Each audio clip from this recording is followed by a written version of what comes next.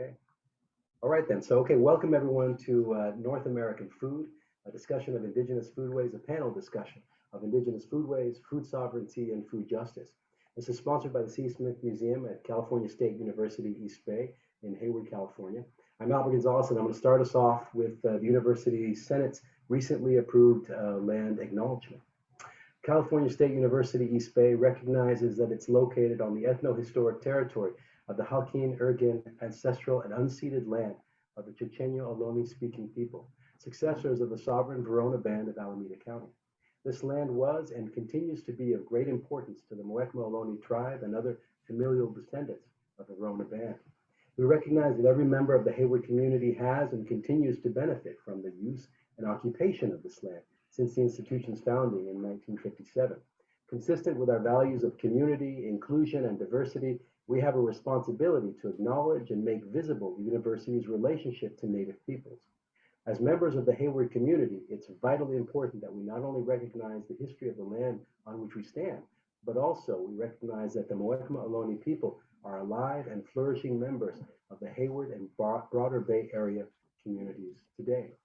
So I have some thanks to offer here, but before I do, I want to mention that I am not fond of empty land acknowledgements, and that I prefer strongly land acknowledgements that are connected to action. And through the Indigenous Acknowledgement Collective and some other bodies on campus, we are working on that action now collectively, collaboratively with the Muwekma Ohlone tribe. So thanks to Margie Rhodes Ousley, the assistant director of the museum, and to Treveni Gore, who without them, this panel would not exist, because if you left it to me, I don't know what it would be. It would be a total mess. So thank you so much. Also, a shout out to my students of introductory anthropology, anthropological theory, and museums. Thank you for coming today. I appreciate your presence. This is for you. And thanks to our panelists, who I'll introduce in a moment in some detail. And after introductions, my co-moderator, Enrique Salmon, will present our panelists with a series of questions, which they'll answer sort of one panelist at a time. And time allowing, we'll follow with Q&A. So to start with introduction, I'll introduce myself and the museum. Again, I'm Albert Gonzalez. I'm assistant professor of anthropology at Cal State East Bay. I'm in my tenure year, so hopefully in a month that'll be associate professor. We'll see. Keep me in your thoughts and in your prayers. Hopefully they'll help me out a little bit. I'm an archaeologist and an ethnohistorian here, and as I mentioned, I direct the C. Smith Museum of Anthropology. This panel represents a dual effort on our part. One, to cede space to Indigenous voices on Indigenous topics, which we're moving forward to do with any Indigenous topic that we broach, and in review of topics that we have broached in the past. And two, to get our museum juices flowing as to how to prepare and present an Indigenous foodways, justice, and health exhibit in the fall or possibly in the spring of next academic year. My own interest in Indigenous North American food did not begin as an academic question. To be clear, I am of Indigenous heritage, yes, but it's not North American heritage. I always have to be clear about this in these conversations. I work in North American Latinx and Indigenous studies, but I am not Indigenous. My family is not Indigenous to North America. Where my interest lies is that I have an inherited condition known as polycystic kidney disease that I discovered about 8 years ago. There's no cure for it, but it can be slowed down by dietary changes, maybe even substantially. It's hard to know. And after several conversations with nephrologists and dietitians after discovering this condition, I realized that the diet that they were recommending is, as an anthropologist, realized that it's a nutritional equivalent of a gatherer, hunter, horticulturalist diet with about the same amount of daily exercise, which caused me to return to some research that I conducted in South Florida some years before that I had largely abandoned, historical research about Seminole diet at the turn of the 20th century in South Florida, late 1800s, early 1900s. That research is available at profgonzalez.com. But the long to short is that the diet that I saw coded in documents, about 25 documents and 250 oral histories, is really similar to what was recommended for me for good health, right, in reference to my condition. So I found that really sort of interesting, and produced a publication on it recently as a result. I also spent a lot of time constructing mud brick ovens in the Southwestern style for experimentation, which is another foodways and food sovereignty connection. For my students and those unaware, food sovereignty, as we see it, and anyone who likes can correct me if I'm wrong in any way. The gist is that food sovereignty is the right of indigenous and indigenous heritage people to define their own dietary regime and methods of food production. And we hope that this panel will serve as a megaphone, if however small a megaphone for those interests.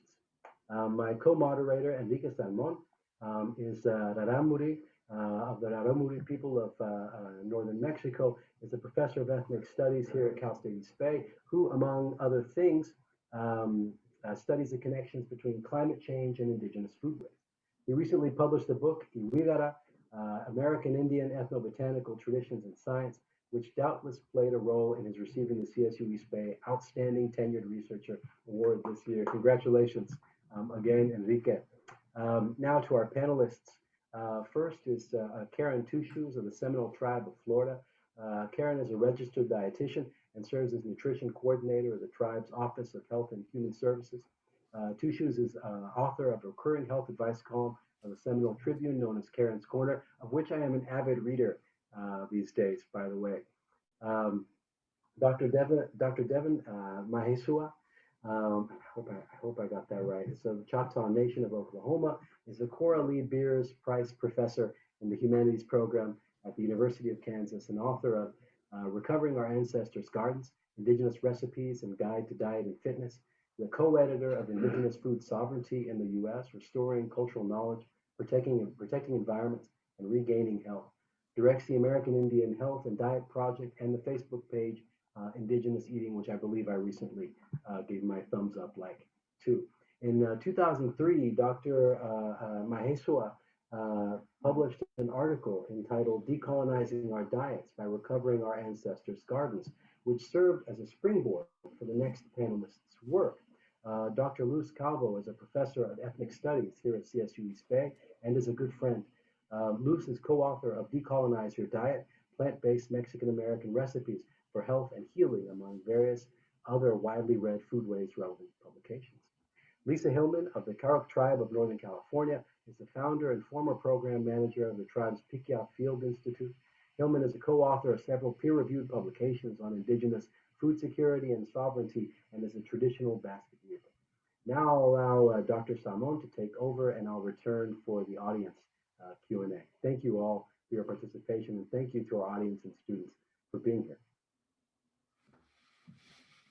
Guiraba, nehe taripame chomari, nehe raramuri. Just introducing myself in our language.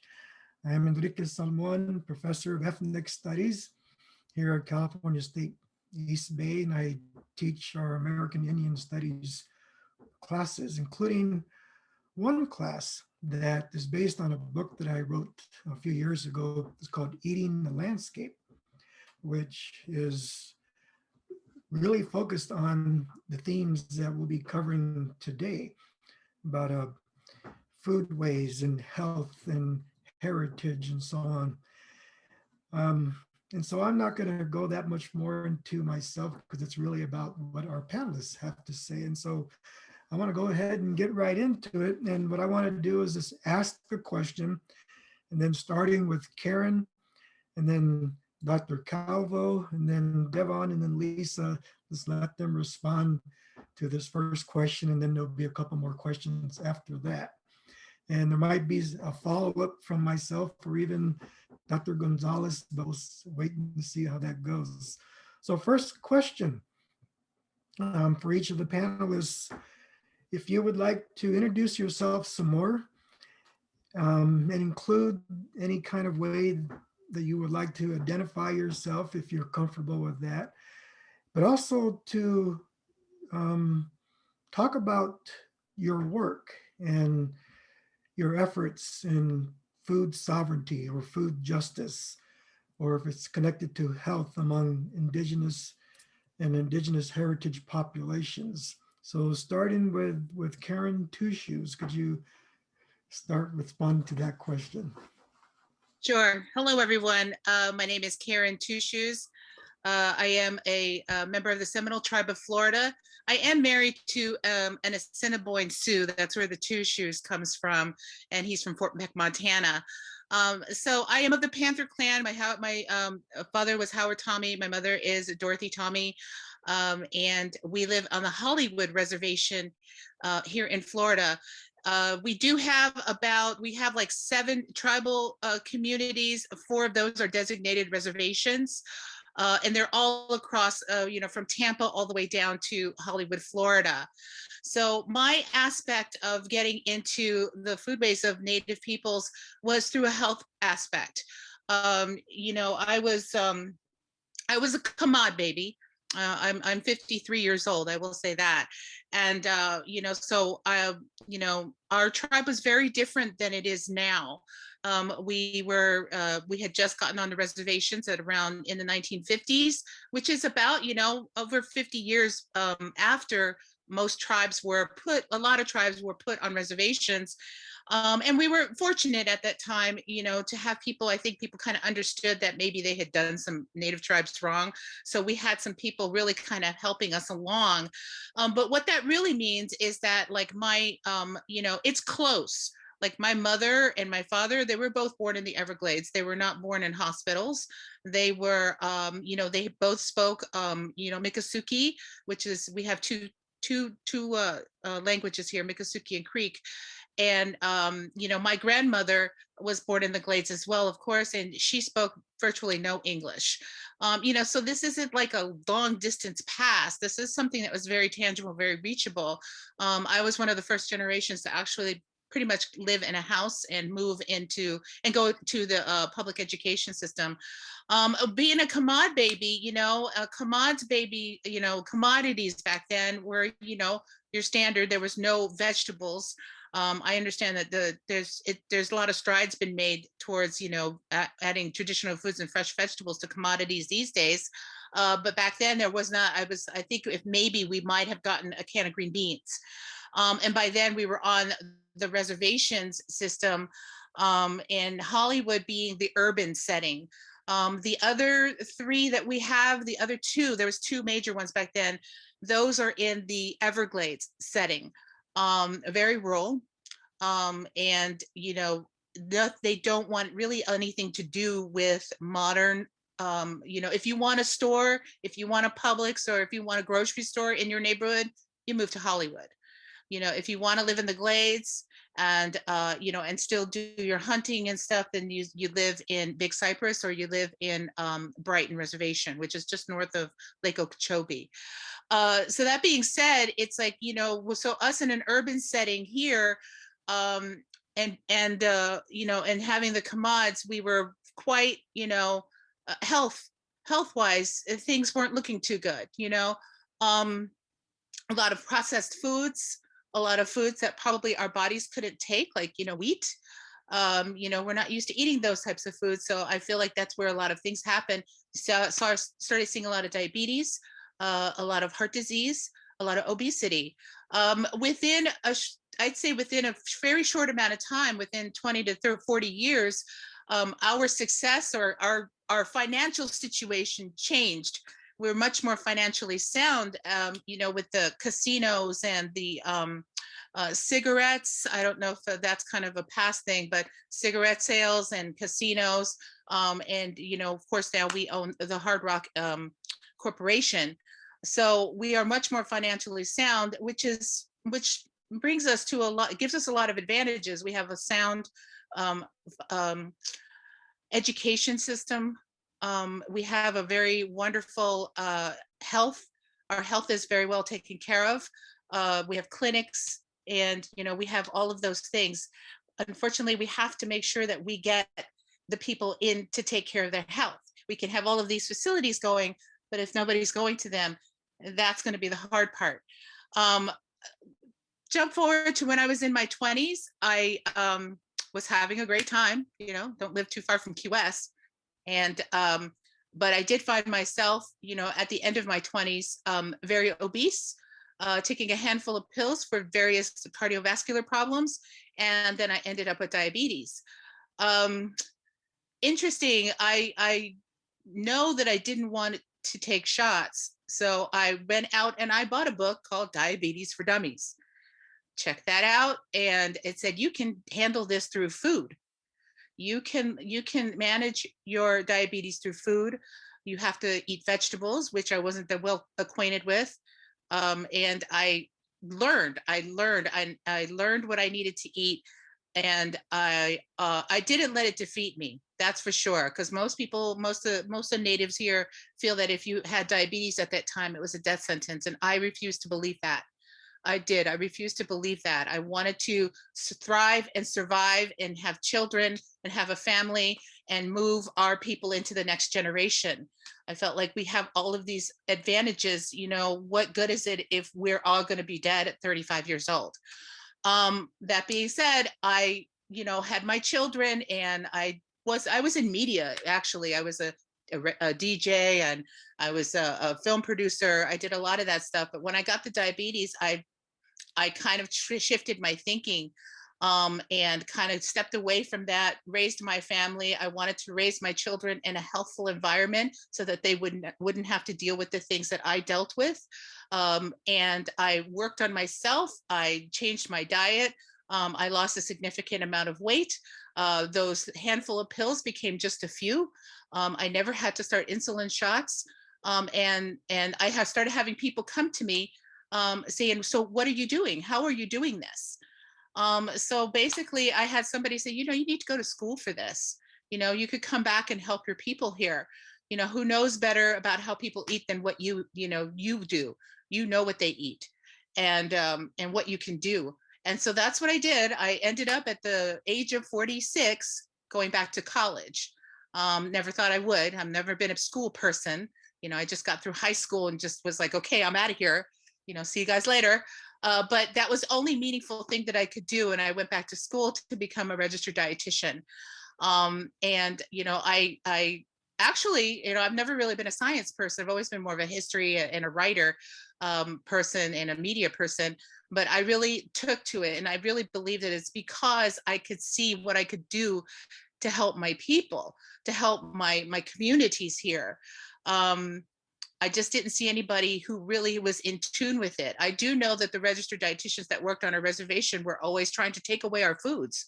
Don't eat this, don't eat that. Yes, fried bread is bad, and that may be so, but once you try to take away something, they want it more, me included. And not only that, but, we've had so much taken away from us. Now you're going to take away my grits? I mean, come on, give me a break here. Don't take away my fried bread at the powwow. So I went to school to try and figure out what I could do, how best I could serve my communities here on the reservation. And I did. I finally, and I will say this is that the reservation, or the tribal clinic here, the Health and Human Services, were welcoming. They understood the value of what I could bring to the table, so to speak. And I do give them a lot of credit for that. There is only a handful of us Seminoles here who work in the health department. And I really feel like I want more of that. Who can take care of our people better than our own? And so I'm always plugging that into our people's ears, the kids, and even the adults. I mean, I went back to school when I was 46, so don't tell me you're too old to go back to school. I did it. Anybody can do it. You just got to want something. And so that's what I do. I come here. I worked within 6 months. I was a nutrition coordinator. And I work on programs to help our people, but I also advise people in our health and human services, from the doctors to the other dietitians to the medical social workers, on how to address our people, my communities, so that we can be more positive. Don't take things away from us, add to our communities, be an asset, and learn from them, learn what they can do. Cultural competence, I believe, is in such disarray at this point. And that's what I feel like that I bring to our communities, is through that. So, we do have a lot of, cultural foods And I like to distinguish between cultural foods because I still have kids who feel like fry bread is our cultural food. I like for my job would be to look beyond that, because that's not really what our cultural foods are. Our cultural foods are like what we got out of the Everglades. The deer, the venison, the turtles, the palmetto trees, the oranges, all of those things. So that is my next kind of venture, as I'm trying to help people get their health in order. But I also like to look for them to look beyond what they feel is cultural foods and go back to what the natural foods that could really, really help all of our health. And so that's kind of my aspect, the way that I roll here on the reservation. Well, thank you, Karen. So Dr. Luz Calvo, could you introduce yourself and talk about your work and how it's related to food sovereignty, food justice, and so on?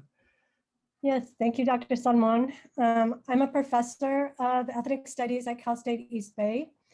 I am of Mexican heritage on my father's side. My grandparents immigrated to the United States around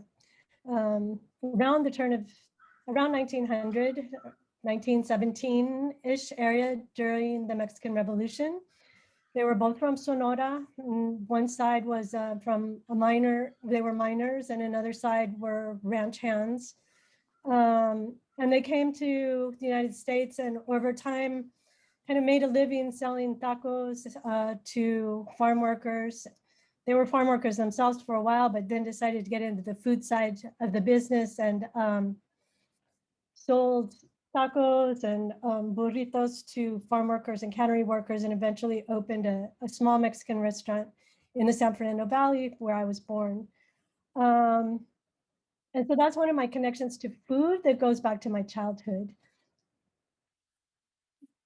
I was also, I think, raised by Chicano studies and the Chicano movement in terms of my kind of political grounding and my commitment to a politic that rejects borders, rejects white supremacy, rejects sexual violence and forced exploitation, the labor exploitation of farm workers in particular, but workers in general.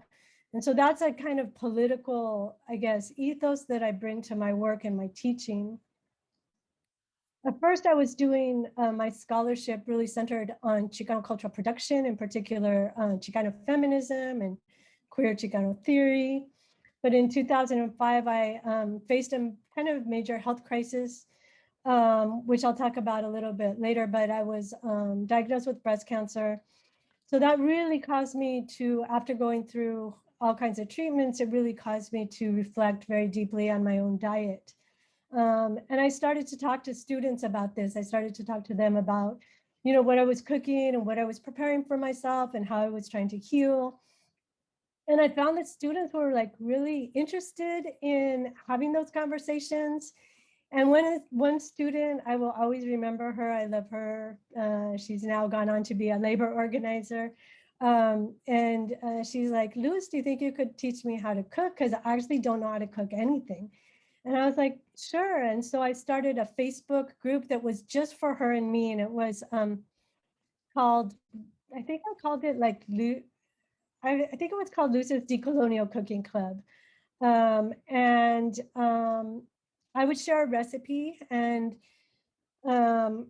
she would make it, and she would actually bring me a sample for me to taste to see how she did. And I remember the first recipe I shared with her was just old school pinto beans. That's just the basic of a Mexican diet is, you should be able to make a really delicious pot of pinto beans. And then the second recipe was sopa de lentejas, lentil soup.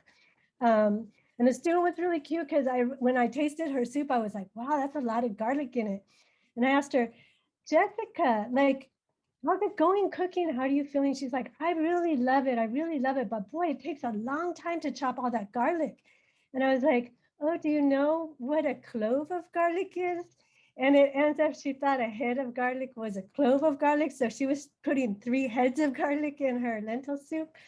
So that started for me like, oh, this is actually really satisfying to share this knowledge about cooking and food. And so eventually that turned into a lot more research on my part, healing on my part as well, because I was healing myself through starting a backyard garden, learning to grow my own food, and connecting.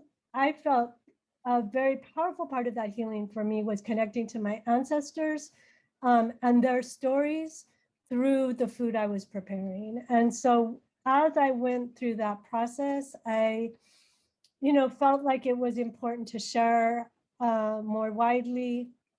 And so Catriona, my partner, and I wrote a cookbook. I collaborated with Devon Pena on an edited edition on Mexican foodways. And I started a class where I teach students now. It's a very popular class in our department on Mexican foodways and reclaiming ancestral diets. So that's my work in this field. Thank you.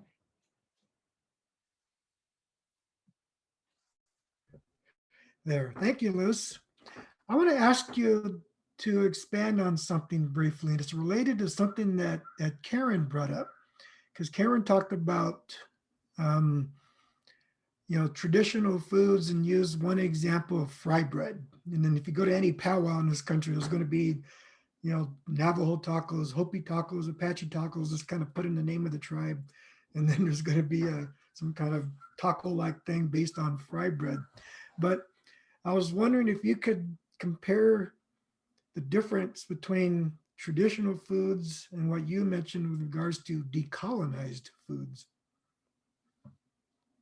So I think that's an awesome question, Enrique. And I know from reading and interacting with a bunch of people that people have different conceptions of this. And Catriona and I spent a lot of time kind of thinking this through for ourselves. And from our experience as Mexican Americans, right? So we bring a very situated experience to this that I don't think is necessarily generalizable to other groups. But our idea is, yes, it's important, and we want to teach our students what like the incredible beauty and diversity of native foods, because certainly in throughout Mesoamerica, wow, like the diversity of foods that were cultivated, over millennium, and the beauty of those foods, it definitely very much needs to be recognized and honored in our own food traditions and brought forward into the current time.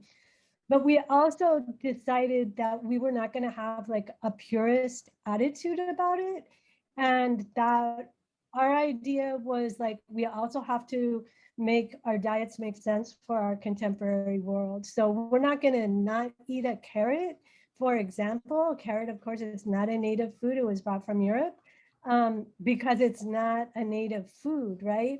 And native peoples and our mestizo ancestors incorporated carrots or cabbage, for example, into our diets in really healthy and healthful ways that make us strong and make us fortified.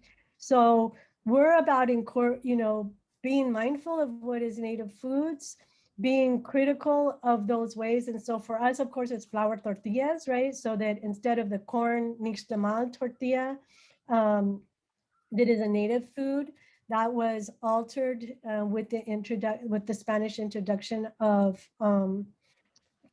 wheat. And so especially in the north where I'm from, and Enrique, where you're from, although probably your community doesn't eat flour tortillas, but I know Chihuahuenses in general eat flour tortillas, as do Sonorenses. And so, we will eat those foods. We will eat and make flour tortillas from scratch once in a while as a treat, because we did grow up with that food. But we try to, think of that as not like our traditional, recognize that those are not our really traditional foods. Those were foods that were introduced post-colonization. I hope that answers your question. Thanks a lot. It does. And yes, I did grow up primarily with eating corn-based tortillas and so on. It wasn't until much later in life when I was introduced to flour tortillas, and then I was hooked. But anyway, let's move on. So Devon, let's hear from you. Could you introduce yourself and your work and how it relates to food justice and food sovereignty and so on? Sure. Kalito, Chimachukma, Sahachifa Devon Mahisua. And the garlic beans sound wonderful, actually. I'm thinking about dinner. I like a lot of garlic. Well, as Albert had said, yeah, I'm the Coralie Beers Prize Professor in the Humanities program at the University of Kansas, although KU is now disbanding my program, so I'm not really sure what I'm going to be doing here in the next year, but I'm the former editor of the American Indian Quarterly, and I've written a lot of books and articles, I think 17 books. But in regards to food, I've written a lot about, well, primarily how our health has changed through history. And how did we get in the situation we are in today?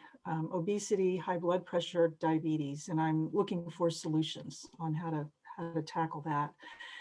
And my books include topics such as racism, colonization, genocide, violence, stereotypes, boarding schools, activism. And I mention that because as I'm getting more, and more into the Indigenous food sovereignty movement, I realize that all those topics are a part of this movement, past and present.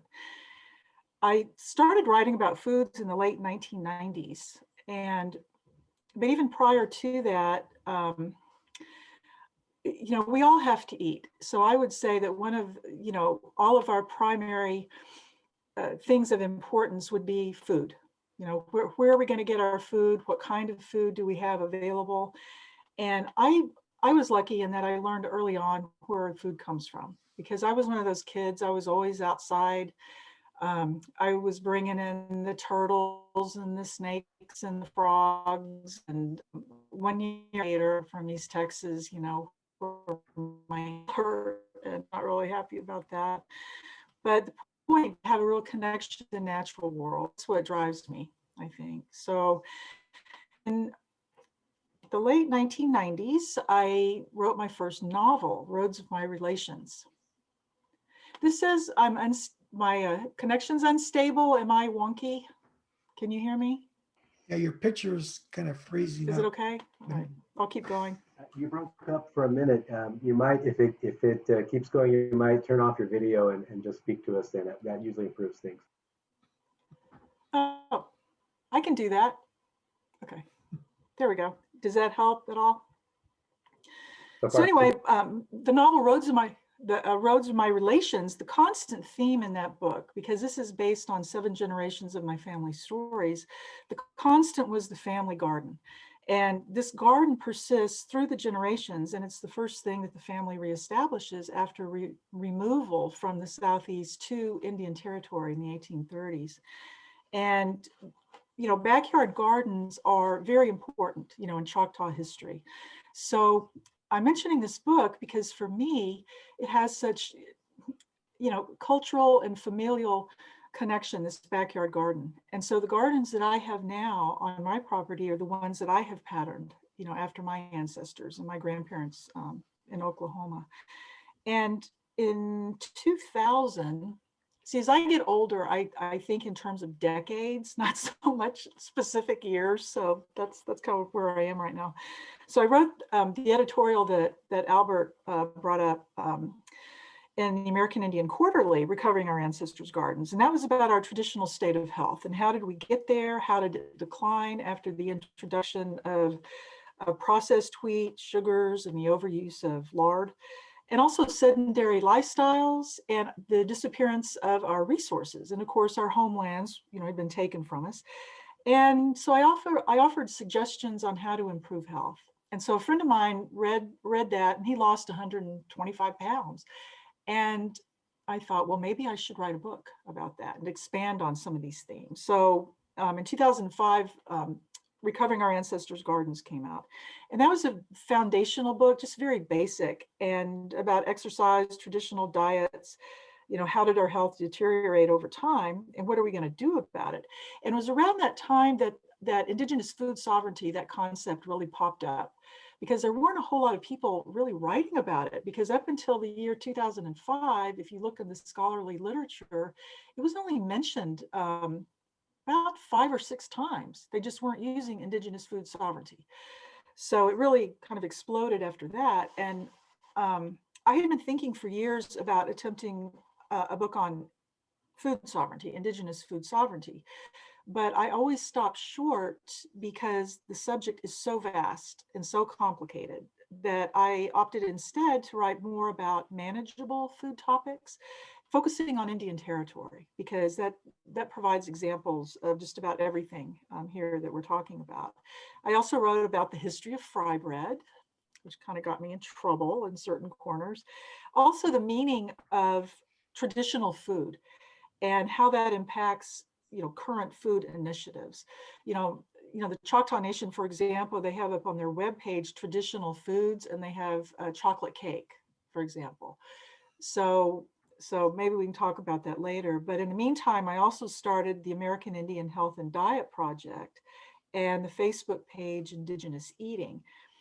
And in 2017, my editor at University of Oklahoma asked me to write a book on Indigenous food sovereignty. But at the time, I was finishing up a book on Ned Christie and violence in Indian territory. But I thought, yeah, I'm happy to do that as well. So what I started doing was writing down everything that occurred to me that should go into such a book, including themes and terms, concepts, time periods, initiatives. And it became very clear this is too complex. One person cannot possibly do this. It needs to be an anthology. So I asked people to contribute. And then I thought, well, maybe I need a co-editor. So I invited Elizabeth Hoover to co-edit, and that became Indigenous Food Sovereignty in the United States. And we really had hoped that it would be a lot longer than it is, like 1,000 pages, but we were given, a very strict, page limit on that. But I think it's pretty representative of some of the topics. And that book, I think, reveals the crucial aspects we have to consider when we're striving to achieve Indigenous food sovereignty: politics, economics, religion, social issues, and environmental aspects as well. Then I expanded Recovering Our Ancestors' Gardens to also include those themes, plus a curriculum guide. And so that just came out, a month and a half ago, I guess. But I want to say that my American Indian Health and Diet Project originally was the first edition of Recovering Our Ancestors' Gardens, because I was a little upset that Nebraska Press priced this book so high. The people who I thought needed the book couldn't afford it. So I thought, okay, I'm just going to put it on the web. And I did. And so that is what that page is. I'm a little concerned because KU has now taken away that platform, and I haven't been able to add anything for a year and a half. So I'm not quite sure what I'm going to do about that, but it is still there for anybody who's interested. So. Well, thank you, Devon. That's interesting. My people don't have a website that lists our traditional foods, but if it did, strangely, it would include oatmeal and quesadillas, even though oats and cheese were not around 500 years ago with my people anyway. Interesting. So let's move on then next to Lisa Hillman. You can take a break from your basket weaving, it looked like that you're doing there, and introduce yourself and tell us about your work and its relation to Indigenous heritage and food justice and food sovereignty. Okay, well, thank you so much for inviting me. This is always so interesting to hear about what all other people are doing. Nanitwe chipakpak uroha nawura karukarara. I am here on our Aboriginal territory, Karuk the Karuk tribe that's in very northern California in the mountains. I'm going to go ahead and share a PowerPoint presentation just so that you can kind of see where I'm at, besides seeing it in the background, I guess. Here if I can do this, and I have such a trouble with this one. So let me go here, open it, and play from the start. What I've been doing in the past, I guess, decade is really looking at food and how that native food, in my case, how that fits in with the whole spectrum of tribal sovereignty and justice. And so I think that is, when the whole so everything started moving forward with as far as food sovereignty, food security, food justice, I was lucky enough to have get the opportunity to work on a whole program here for this region of the world. Here you see a photograph of some of our local students gathering Indian potatoes, and currently I'm doing some research with the University of Washington on exactly this kind of work. This picture here gives you a little bit of an idea of my homelands. This is the Salmon River, which is up here. So you'll see this is the North Fork and the South Fork. I live right down here at the very border, so I'm also part Yurok. This is you can see this where I've got my cursor. I think you can see that. This is sort of California, the very northern part. Just over the hills, we have the coast, and the Klamath River runs through our center. This is the middle Klamath, and it mouths in Yurok country to the coast. With the food security grant, this is something that happened with UC Berkeley and a whole number of different institutions. We had here, we were designated by the USDA, this area, as a food desert. And I kid you not, I had a teacher once say to me, I don't understand this, why everybody's talking about this food desert, because like there's mountains and water all around. So a lot of people, I recognize they just don't understand what that means. If you look at just this river going through it, that's where our main highway is. It's the connection, or our only highway. This is the connection between the next town up north, upriver, that's 2.5 hours away, and then to the south, so we got to go down south to the coast. That's the next one, and that's 2 hours away. So here what we have is just a very couple of grocery stores that are really more or less liquor stores and tobacco, so tobacco outlets. You'd think that given the bounty that we have here in Northern California, you would think that this would absolutely not be a food desert. But the fact is that just like all the other tribes, we've been cut from the access to those areas or those resources, our own homelands. So they were, of course, then somebody else thought that they were going to do something with it, do something as in, so wreck and pillage for gold and then timber and then whatever it is. It's so now it's currently marijuana. That's where, all the big people buy up all the areas and just strip the area and make it difficult for us to go get native foods. The other part of that is that we've had through this whole educational system, this is, where we've been cut away from that natural type of education that we'd had in years past.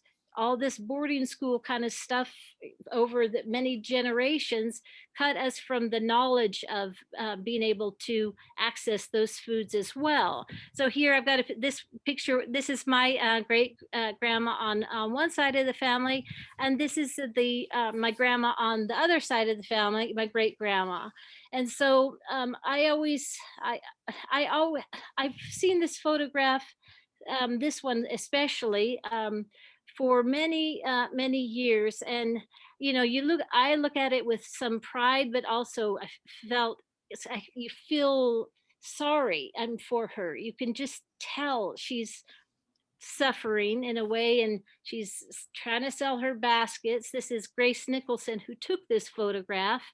And for many years, that our women were the economic drivers, and through the basket weaving and selling them to collectors and people who came by because they wanted to have a Native American place in their home or show off their stuff. So they buy up these kinds of what they trinkets or different types of baskets. So the men, okay, in this generation, really the men were missing. So all the men in that generation of both of those grandmothers are of course white miners who've come here for the gold. And any of the native men during this time, they're absolutely missing from the census. So you even see, you read the census from those times, and it's just sickening. There's hardly any adult males, and they also don't even list the boys that are men, just the girls. Here's listed 6 girls under the age of 14 that are orphaned. So you can see we've got a lot of trauma, and I can see that in my great grandmother's face. The other part that made me always feel bad is looking at the baskets and recognizing her daughter didn't know how to basket weave, and in fact hated herself. So she raised us she raised my mom with her siblings to kind of hate themselves in a certain sort of way, and she was really insistent on trying to impress this great grandmother who looked down on this side of the family because of education. So this is probably where one of the reasons why I wanted to break away from this Western system and feeling bad about ourselves, and the kids in school reading all kinds of stuff about whatever Abraham Lincoln instead of our own people and our own history. So that's really what I did in the past decade, is trying to rebuild a generational transfer of knowledge. I'm very glad now that I've been able to also, like I think this was Lou's talking about this, or saying about having this kind of a health issue that sort of was a driver. Mine was kind of a sort of a mental breakdown because I was overworked trying to build this native food curriculum here. Trying to build a digital library. So all of these things were all successful, but then my mom gets ill and I lost it. And so I had to take some time off of work. And what I did was I spent time with my mom weaving to learn how to weave. And so whereas I used to look at this photograph and feel bad about myself because I wasn't a weaver, now I look at it with a lot more pride because I am a weaver. So I don't know if you can see this very well, but I'm right now, this is a ceremonial cap that I'm making for someone, and even I think understanding about weaving and understanding about our native foods is something that I feel very strongly about giving to our children. So when they grow up and have kids, they're going to be able to pass it down in the way that it should. Thank you.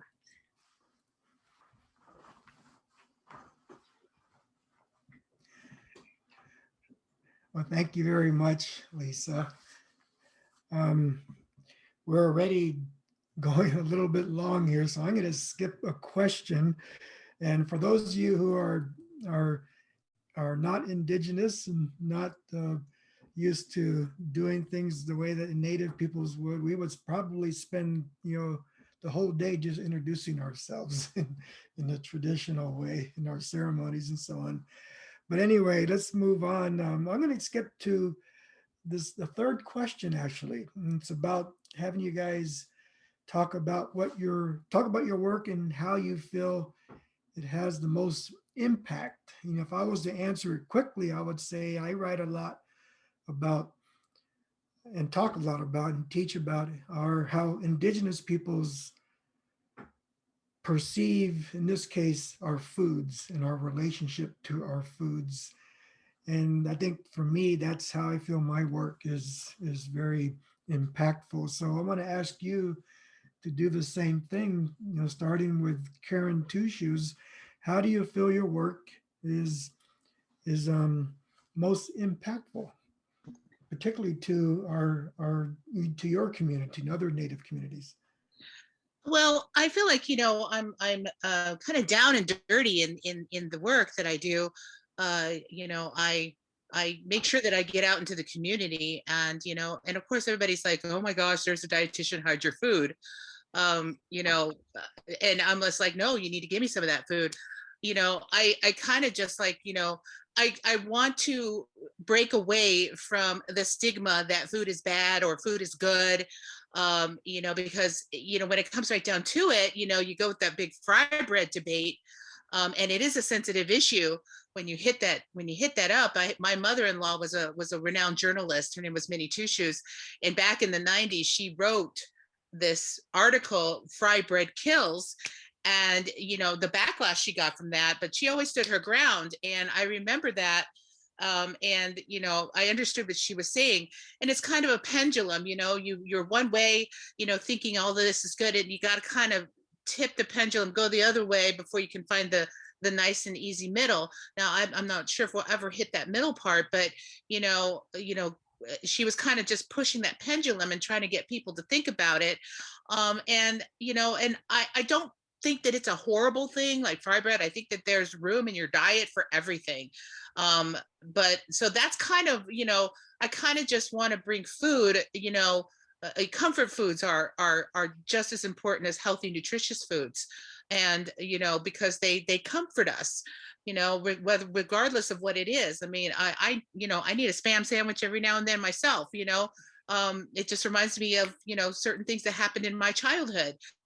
But if you told me 10 years ago or 15 years ago that I wouldn't be eating Spam every week, I wouldn't have believed you. But through education and understanding how these things affect the body and how it affects us specifically, with the sodium and the obesity, and and understanding, how it affects our communities, I really feel like that, I can bring that level of knowledge up to where people can make their own choices.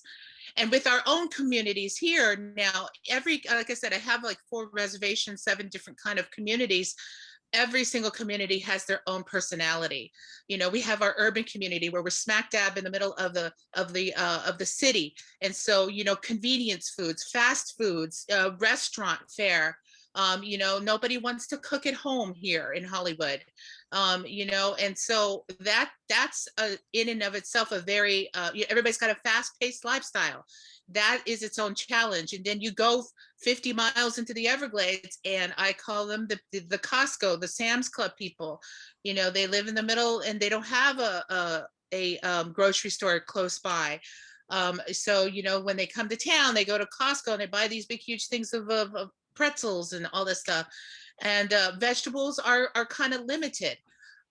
You know, and it's unfortunate because they have such rich ground out there.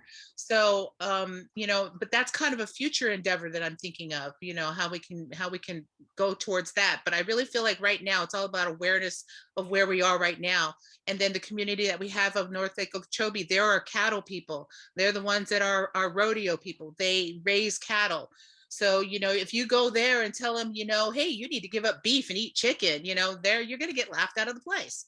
So, you know, I think it's really important to understand that even within our certain communities, you know, everybody's got different ways of thinking about food, and food is so, so personal, you know, and I really feel like it's even more personal to us, you know, because you know, our traditional foods have been kind of, you know, replaced with these colonized foods to the point now where our young people feel like that those are our traditional foods, you know, and I don't want to rain on anybody's parade. I want to keep it in positive vernacular.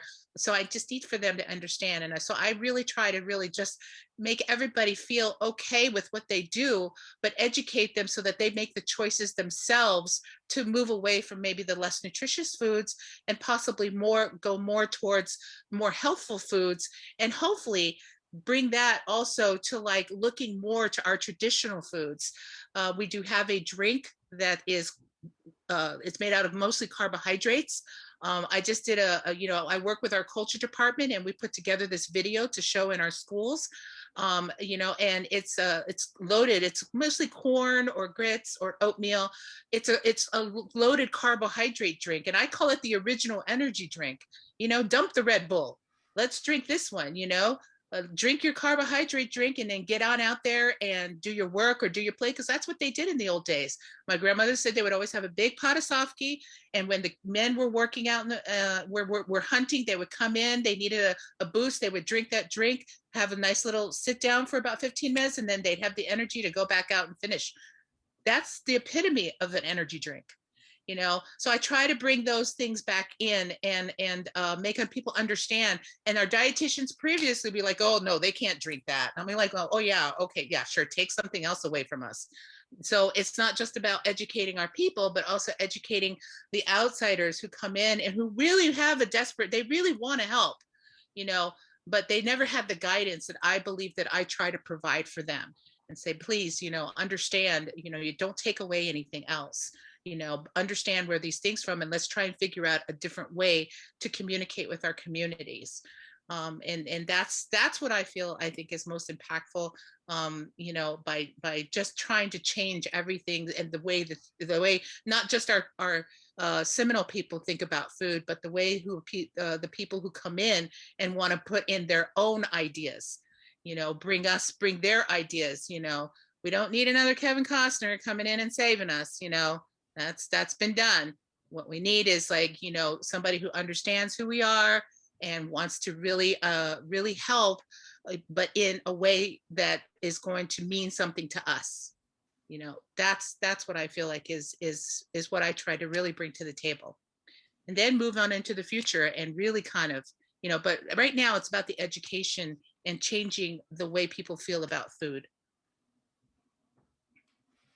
Thank you. That was great. Thank you.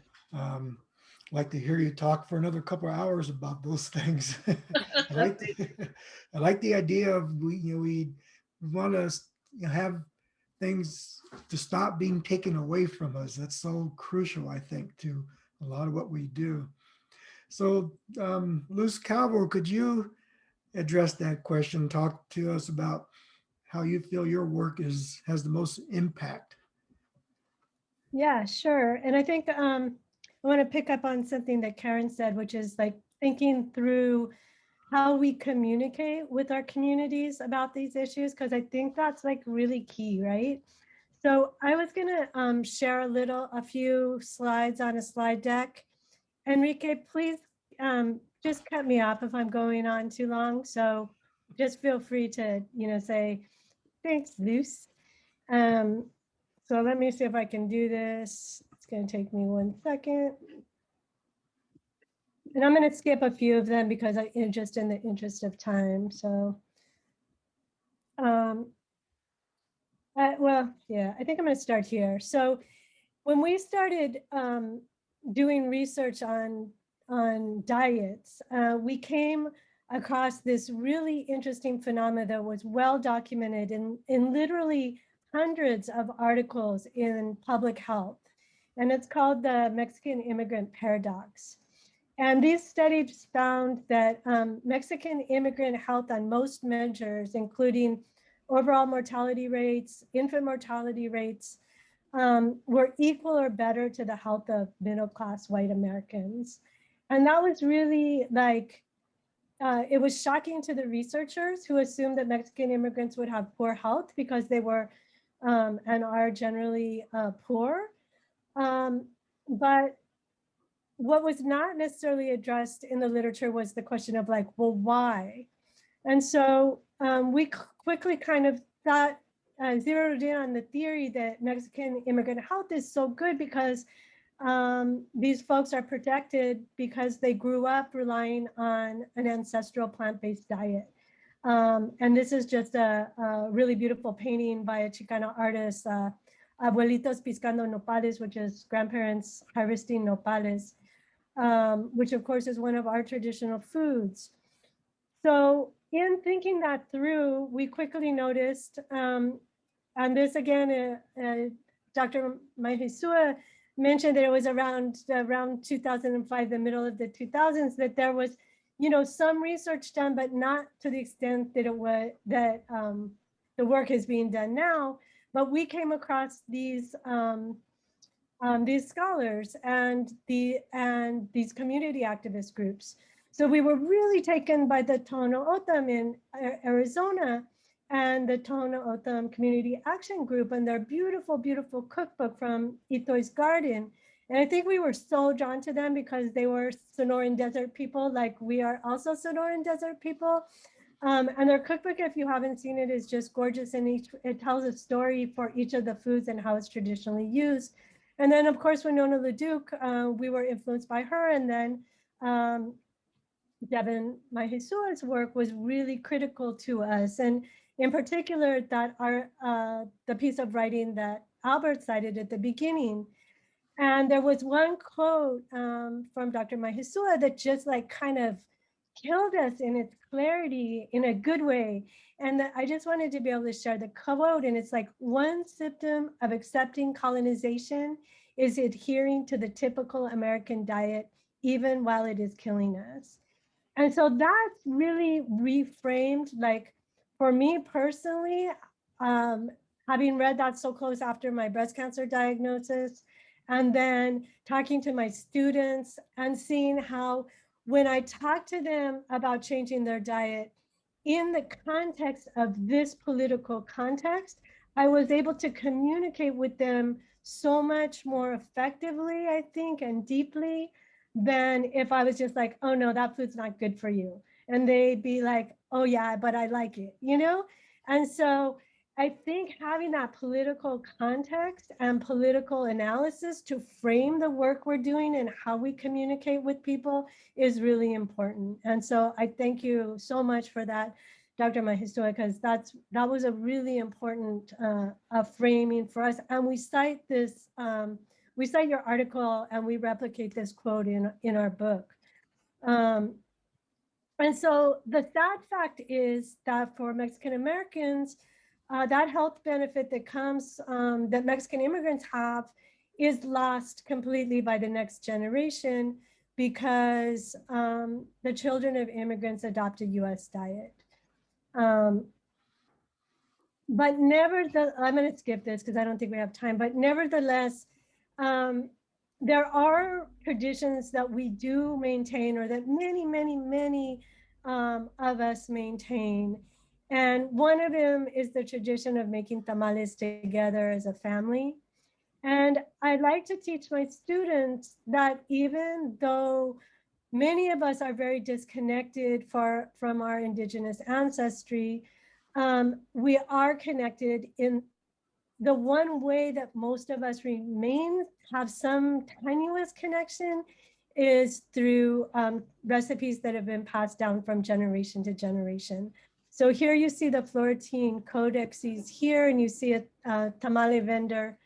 So this is about at the time of colonization, and then to the work of Carmen Lomas Garza, but really the practice in many of our communities that is our families gathering together to make tamales, and that we've been able to keep those traditions alive and how important and beautiful it is.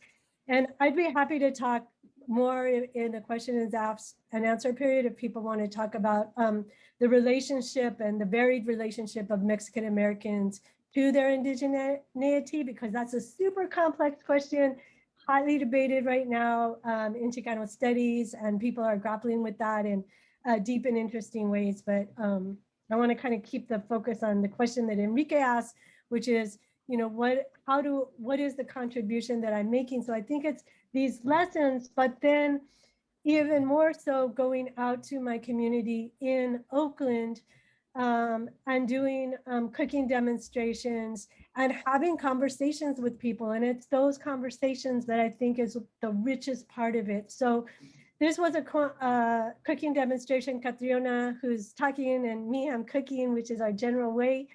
And we're doing this for a group called Poor Magazine that is trying to find ways to house people who are houseless by taking back land and building housing in a super grassroots way. And so we were doing, this morning we did two recipes, and one was the salad I was working on, but the second one was a nopal smoothie. And I'm telling this because this is about the conversation we have with our communities. And so while we were making the smoothie, one of the elders, who's this highly respected woman elder in our community, Misha Izarre, and she's very respected because she's a leader in the fight against police brutality. Her son was killed by the San Francisco Police Department in 2001. And she just became a really strong advocate with other mothers against the police killing of our youth. And so when we were making the smoothie, she raised her hand and she said, you know, I have diabetes. And when I have a nopal in my smoothie in the morning, I take my blood sugar and I only have to take half of the amount of medicine that I usually take. And so for our cookbook, we named this recipe Strong Warrior Smoothie after her. But it's really about the fact that when we raise these, when we're able to have these conversations with our community members, they share their knowledge back with us. And it's that exchange that I think is how we start to make an actual cultural shift. And that's what I have. So I'm going to stop share here and pass to the next. Enrique can pass to the next person. Thank you, Luz. That was great. So yes, Devon, you know, you've written so much about, you know, these issues and much of other issues, but where do you feel that your work has the most impact with regards to food justice and food sovereignty? Okay. I'm going to go away again so that I don't vibrate or whatever. Well, Lutz, I appreciate that shout out, because I never know if I'm doing any good at all. And I often wonder about that, if I am. I guess maybe I've done a lot of in-depth research. You know, I've done a lot of, you know, historical writing, but I think that what I really am most concerned about is that I want people to be inspired, to learn about their traditional ways of eating, to avoid unhealthy foods. But in order to do that, we need to find strategies to allow people access to their resources. You know, this isn't just about planting a garden or eating a beautiful dish prepared by a chef. You know, there's a lot more to this. If everybody is going to be able to do something like that, this means we need to really strive for Indigenous food sovereignty. And if we do achieve food sovereignty, that means we will have control over our food production, distribution, and sustainability. But we can have lots of debates here about, are we ever going to achieve Indigenous food sovereignty? Because are we truly sovereign? Well, I think the key is we want to keep striving for it. And what we have to do is understand our treaty rights. We have to get involved in politics. We have to be activists. And that is not the sexy part of all of this. People want to do gardens and they want to eat. But in order for everybody to have access to good food, nourishing food, we have to do some really hard work. And I honestly am reevaluating what I'm doing. My Facebook page, Indigenous Eating, has over 8,000 followers. And I used to post almost every day, a new dish, plants, ideas, what showed up in my garden. But during this time of COVID, I started feeling a little uneasy about that. One person wrote me to say she had always followed my posts, but not only did she not have any land, so she couldn't grow a garden, she also couldn't afford to create the dishes that I had posted. And that hit pretty hard, because I thought that what I was posting and most of the recipes in my books and the American Indian Health and Diet site, I thought they're simple, just a few ingredients, but I was taking for granted, I think, that I have places to grow things. Other people don't. And I also took for granted the reality that my husband hunts for deer and turkey on the family allotment. So I really stopped posting for a while. And, I had always thought it was kind of problematic when people who can afford to do so repeatedly post pictures, of fabulous food, they're eating at a chef's table or a faraway food summit or, expensive dish in a foreign country, which is all great and wonderful, but not everybody can do that. And not everybody can take off work, and go to a food summit for an entire week. So now I'm thinking, how do I get back to the very basics? So those who have little money might have the chance to reconnect with their foodways. Now that's going to require work. Like I said before, we've got, have to be politically active to make this happen and to make sure our treaty rights are honored, how to protect the natural world, how to organize grassroots movement. And I almost wonder if we need a handbook on how to do this, how to do the hard stuff. But the other thing that concerns me, and I've tried to point this out, but we have a great emphasis on a return to seed saving and gardening, which is great. But hunting tribes don't have an agricultural tradition to return to. And they don't have access to bison, moose, antelope, deer, and elk, like they used to. And so my husband's Comanche, and they were known as lords of the plains because they were lords of the plains. And if they wanted something, they just took it. And that includes, corn, squash, and beans. They didn't grow it. But now, unfortunately, they are known as lards of the plains because their health issues have just completely spiraled out of control. And they don't have any food initiatives. They don't have any plans. And, what exactly are they supposed to recover? So I think those tribes are overlooked. And I'm wondering how can we, get them back in? So I guess the last thing I would say is, just like the indigenous food sovereignty movement, what I'm trying to do, it's always out of reach, but I keep grasping for it, and I keep trying to figure out what I'm going to do.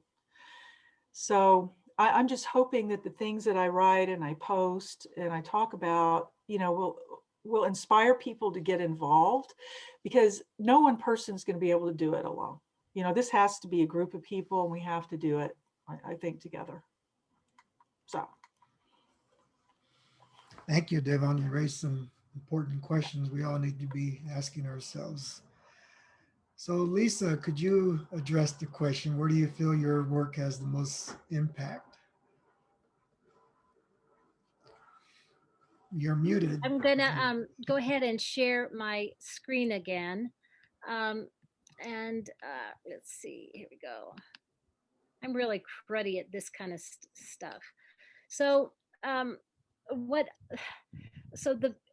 where I feel like I've been the most impactful, so over the course of the past 10 years, I'm just going to preface that by saying I've been a mother for many, many years, and I was really lucky to have, so get to stay at home. So I've been a mother at home for a very long time, and education is all what I'm kind of about. And I guess that also has to do with the fact of the, whole boarding school era stuff. You know, one of my great grandmothers is one of the only people who graduated from Carlisle. So actually, and she made it a big point that all the kids had to read and write. And then my grandmother, so that was important to her, you know, read and write. So, you know, we have actually a lot of teachers in my family. And so when I started working on food security for the Karuk tribe here specifically, I had to, I had a whole lot of different kind of areas that I was working on. But I recognized that what I really thought needed to happen was is just go reboot, you know, restart, try and get that traditional knowledge back to uh, our people. And so in that way that we can become those activists that Devin was talking about. And by the way, if you need to know how to be an activist, we have this Climate Justice Coalition who does a boot camp. Anyway, so so going back to like what was my most impactful, I think, has to do with the curriculum that I basically most of it I wrote, and it had to do with native foods and food security. That was my job. So I had to figure out, now how is it that I can make this educational curriculum all about food, you know, and you know, helping it meet all the common core California Common Core standards, and so making it so really also kind of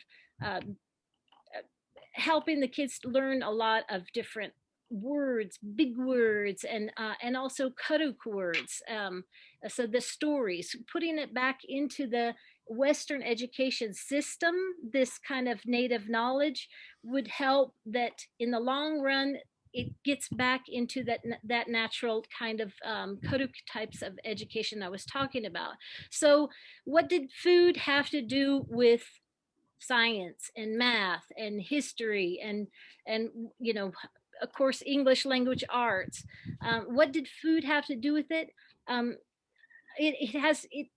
It's in everything. You can find so things about food and lessons about food in every single subject, and talking about our food. So it was especially important to me because of these following factors. You know, 1 in 3 Native students live in poverty, and then we have not that many school graduates. This photograph here is actually of my daughter and her friend at the time of her graduation from school here on the reservation. And that here that schools serving Native students severely lack the needed infrastructure. It's also we have a lot of suicide here. All of these facts pointed to we need to bring in educational materials that the kids are interested in and that help build their identity. So help them want to stay in school because they're learning about themselves, that their own parents and their own grandparents, so many of them weren't able to transmit. So I built this K through 12 Nanu Awaha curriculum, and Nanu Awaha means our food. And so all of the lessons, you know, they center foods, fibers, and medicinal plants, and of course the regalia species as well. Here's just some of the covers of these curricula. This where I've got like 10 lessons for every single grade through K through 12. And I think one of the thing is, so about it, I always have this kind of teacher teacher kind of training so that they can, you know, learn how to use this curriculum. So if they feel like, oh, they can't do it because they're not Karuk and they won't know how to pronounce the words, I needed to take everything that I could out of the question, so where it's really easy for the teachers to teach this stuff, and it's some of the easiest curriculum or lesson plans ever. So, and one of these things that I wanted to be really clear in those teacher lessons is, you know, there is these kinds of ideas about the, Thanksgiving crap that you hear and the mission crap. And so one thing after the other, it's still out there. One of these teachers I went to talk about the curriculum, he had like a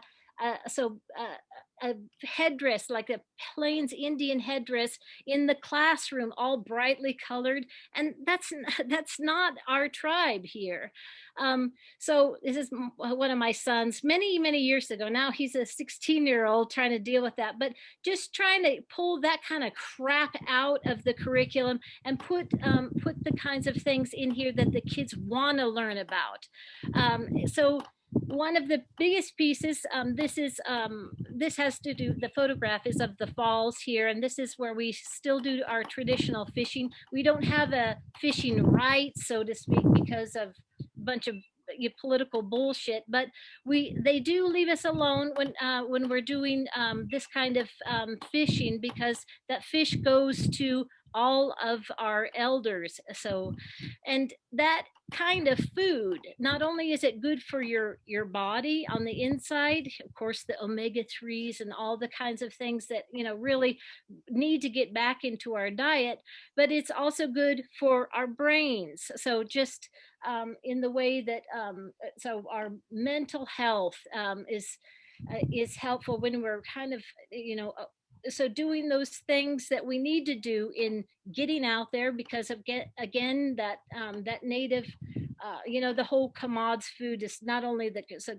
cruddy, crappy food, white food that you get, but you also aren't going out and getting it.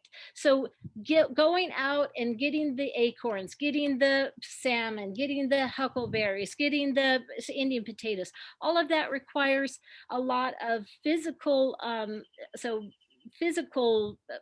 exercise, I guess that was, but also doing it with your family or doing it with your your community, and then helping that area by harvesting, because while you harvest, you are taking care of the land. So this is good for the mental health and of course the spiritual health, which has to do with everything about just working on the landscape, giving back to our relations, the plants, the animals, the fish, giving back to them and making it better for them so that they can make it better for us.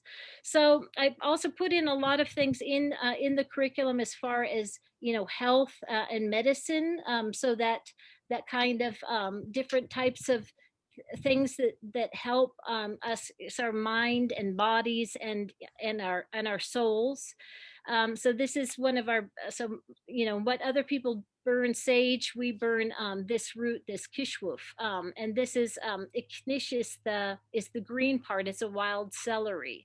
Here's the so the California Bay laurel. It's so good for so many different things, from colds to some female troubles, so as well as just being really good food. The stories are super important in that curriculum, because they are part of our traditional knowledge, and in giving back those oral traditions, I really feel I just can imagine the kids one day telling those stories just the way they're meant to be told. Here's us, I put this picture in about gathering acorns because I want to be reminded always of, so that good impact, you always, the work that you do, you want it to help something, you want to do something to improve your situation for your people. As Devin had said, what is it that I'm doing? Is it doing any good?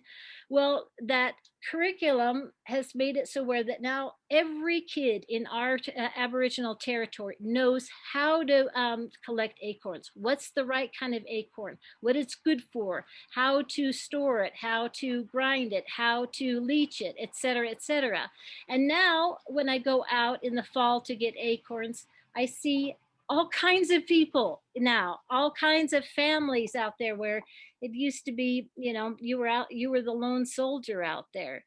this is the other, this slide shows the one of the other things that I'm probably most proud of in my work was, over the course of a couple of years, we did a survey on all of the people here and what it is that they were wanting and needing, and what was this state of our food security.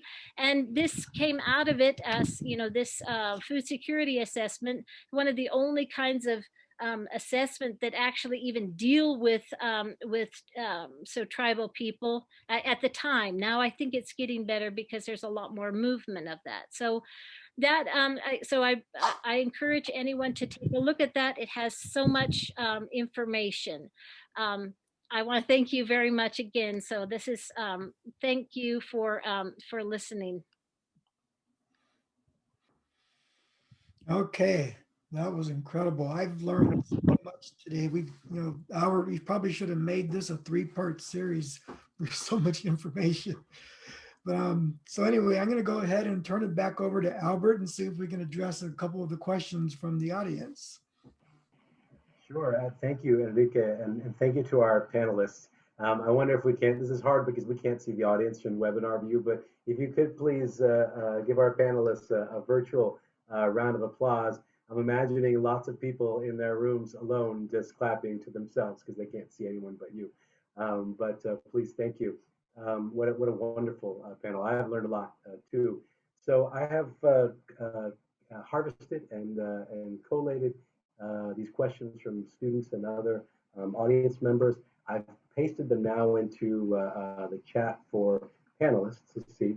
And I'm going to start selfishly with a question that I have myself, and I think with the audience Q&A and my question, that it's fine if only 1 or 2 of you answer, so that we can get through them anyway and not go too late. We're already 2 minutes close to our original done time. Also for the audience, I promised our panelists that they do not have to feel obligated to stay past 1:30. So if someone drops off, you see someone disappear, that's what that's about. I want to respect everyone's time. They've already done so much for us. But so my question, selfishly, as I think about this a good deal in reading foodways and food sovereignty literature, is kind of on the North American scene and outside it very much.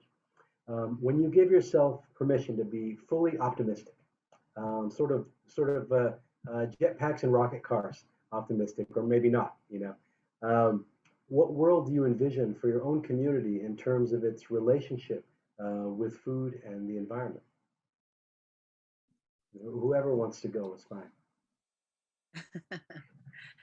Okay, I'll just start with my own community. As far as what I see is, because we're so kind of been urbanized, with our financial advances and stuff like that, and being so caught up, I want a return to our, a better understanding of our true native diet, as it was in the Everglades, which is a little difficult because, we were chased down here. We weren't here forever like some others, So, we kind of had to bob and weave around. And so, certain gardens didn't get grown. We weren't sure about the terrain, but we did the best we could. And I felt like we had a good solid, some good solid foods. And some of those foods are actually not available now due to the pollution of the Everglades. But I do feel like that there's stuff that we can still grasp onto. And the community gardens, I think, are just a wonderful idea. And that's kind of what I'm gonna, trying to get everybody comfortable with what they eat now, and manage their stress. When you manage your stress, you make better choices. I don't see stressed out people reaching for bags of lettuce and carrots. So, when we manage our stress, I figure if we can get that down to a certain level and be comfortable with what we eat, even in the modern world, maybe we can start thinking back to what our ancestors ate, and how they ate and their movement, not just sitting, but out and about and taking care of themselves. And trying to connect with the garden scene. We were both hunters and gardeners. So, we kind of have the best of both worlds. So I'd like for all of us to here, go back and start teaching our kids and our other older people and people like myself to really understand the traditional foods that we grew, and start to take interest, a more interest. It's there, but not quite where I think it could sustain us. And I really do feel like it could sustain us. So, maybe we can jet pack over to our gardens and see, and take care of it like that, but, I'm always telling people, traditional foods, we have like a gopher, and this is like a gopher tortoise. It's a turtle. We take our gopher tortoise soup and in a lot of times, because they were cooking outside with no refrigeration, it was laden with salt. And so I'm telling people, why can't we do something a little bit more modernized, and start a new traditional gopher soup, without the salt, and bringing in herbs and spices from the Everglades that we did before, just kind of update it and make our own new tradition, think in those terms, because we're going to be elders one day. Our children are going to be elders one day, and what they have to contribute is just going to be as important as what our elders now, what we feel like, what they contributed for us.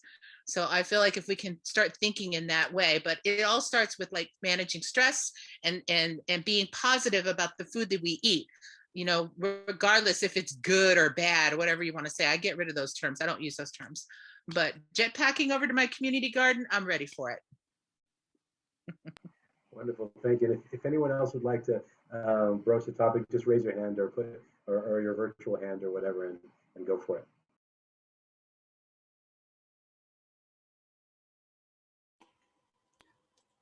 Yeah, I'll answer here very quickly. If I'm shaky, tell me. My tribe, Choctaw Nation, last year was worth $2.4 billion. And we've got 10.5 counties in the Choctaw Nation. And 2 of those are among the most poverty stricken in the entire country. So in a better world, for my tribe, what I would hope that the tribal leadership would spend as much money on preventing food-related maladies and poverty as they do in creating businesses, private businesses, for citizens, and more diabetes outpatient clinics. I realize those are important, but we're not addressing why we need them in the first place. So it's a real challenge trying to get anything done with that tribe. Obama gave the tribe in 2014 a Promise Zone award. And some of us really wanted to do the backyard gardens and to start small and, work up so everybody can get involved. But then the leadership only wanted to use the money for entrepreneurship. Well, what if you don't want to start a business? So I think, and then it goes along with the question that somebody has over there, what's a big roadblock in fighting for food justice and sovereignty today? I don't know what the main one is, but one is trying to get your tribal council all together and being supportive of these issues.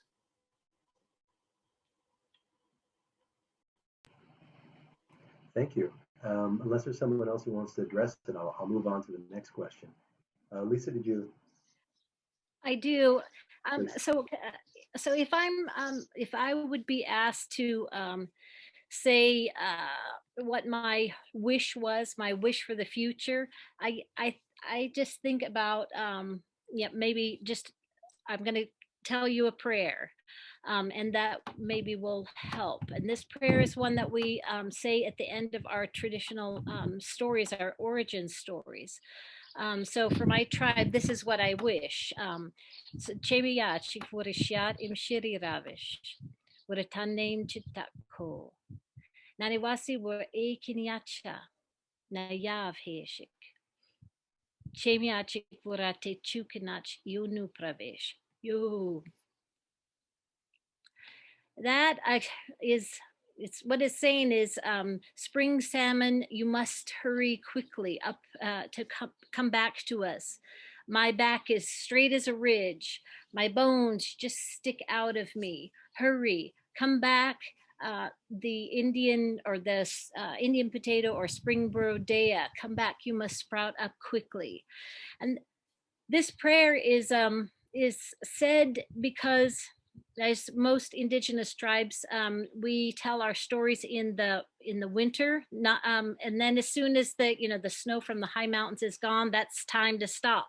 So this prayer is told at times when food is a little scarce, and it's calling for, it's invoking the spring salmon to come back and the Indian potatoes. And so this is my wish for my people, is that the spring salmon and the potatoes come back to us, literally as well as figuratively. Thank you. Thank you so much for that. Luz, do you have any would you like to add something? Anywhere you'd like to rock it to?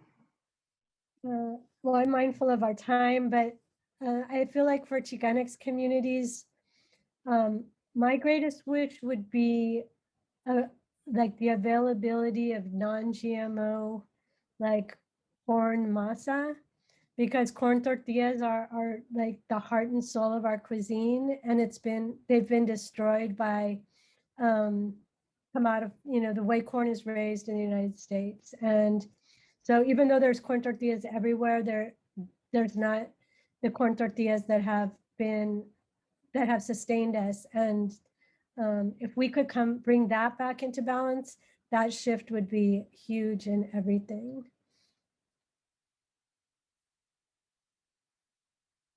Thank you. So let's jump to Brianna, a student of mine. Her question. I've combined her question with those of some other audience members. In your experience, do conventional dietary experts, dietitians and others, look down on traditional foods? And I add, because there were a couple of people who asked a pretty similar question, about proponents of popular diet trends like die-hard veganism, that's referred to by an audience member as the extremist vegan agenda, and I had the paleo diet folks too. What, in your experience, have you interfaced with these folks, and what have those experiences been like?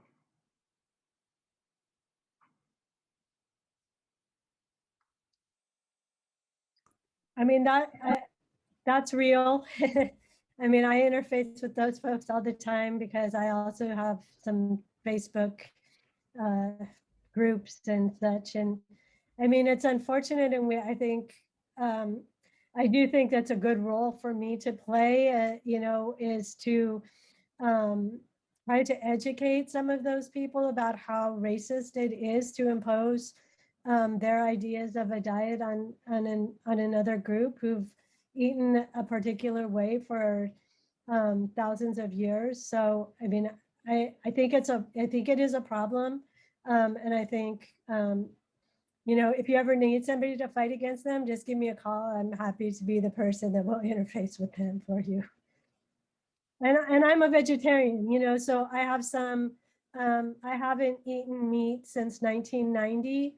But I really do not believe that there is one diet. And I think indigenous peoples across North America really show us that there's a vast array of diets that people have depending on where they live and how they live, and that makes sense. And to be in right relationship with the land and Mother Earth, you eat what makes sense for you locally. And for somebody that is a settler, basically, let's just call it out, to try to be imposing a diet on indigenous people, it's ridiculous. And yeah, I'm happy to fight that. If you are too tired, just give me a call. Thank you. Karen, did you want to add? Sure. I definitely ran into some people. In fact, I had my work cut out for me when I joined my integrative health services, because people, including myself, had some, nightmare memories from previous dietitians who had worked there. My grandmother being one of them, and she didn't speak English, but to have the dietitian being yelling at her, wondering why she was still eating grits, when she told her not to, and just speaking disrespectfully to an elder and as such. you know, I remember those things, and of course a lot of our tribal members remember that as well. So it was a little tough to get them to come back in, especially since, you know, our team has changed quite a bit. We have a great team who are culturally sensitive. You know, they just kind of didn't know what to do. But we did have a couple of dietitians come in, and we're just like, you know, if you guys ate, you know, if you guys just ate plant-based, you guys would all be good, you know. And I keep telling her, you know, you got to go to where the person is, and, you know, and then bring them to you. You can't just tell them what to do. And one of our tribal members just flat out told her, you know, that's all well and good, but we're meat eaters, you know, so, you know, what have you got for me? You know, and she didn't have anything, you know, she doesn't work for us anymore. So I can say that. You know, but it's again, I call it, like, I don't know if this is outdated or not, but I do call it like the Kevin Costner syndrome, of people going to come in and you know, tell us what's right for us and how they're going to cure us and save us, you know, when that's not their job. You know, that's not what we're hiring them for. That's not what we need from them. You know, you know, it's way more complex than that. You know, that just goes back to generational trauma. That's how I look at it. So, you know, the cultural competence thing, you know, I'm not even all that happy with that particular term, but at this point, that's where it's going. You know, the diversity and understanding where the people are, I think, is a big, huge thing. And Indians kind of fall, natives kind of fall down on the scale. You know, it kind of goes through different you know, peoples, different ethnicities, you know, but I feel like that we can take care of ourselves. And that's why I love this. I do.